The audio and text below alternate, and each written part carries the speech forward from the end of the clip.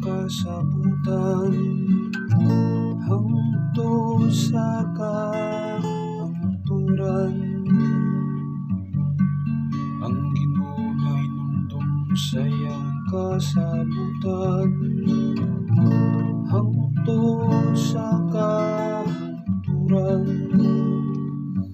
Kamong mga kaliwat ni Abraham, iyang mga sulugoon, mga anak ni Jacob, iyang mga pinili.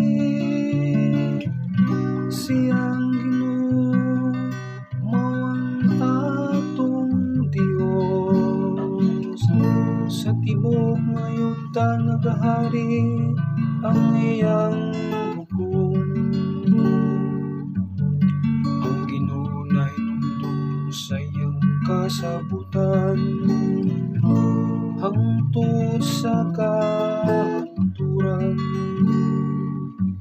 Nainumdum siya sa kahangturan, sa iyang kasabutan, nga iyang ipalungtad sulod sa kalibo kakaliwatan, nga iyang gimutali kang Abraham, ug pinagi sa iyang panumpa kang Isaac. Ang Ginoo na inumdum sa iyang kasabutan, hangtod sa kahangturan.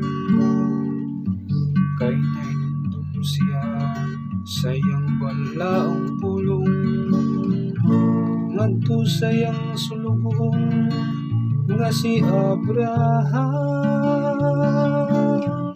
ug iyang giunahan ang iyang katawhan uban sa kasadian, uban sa mga singgit sa kalipay ang iyang mga pinili.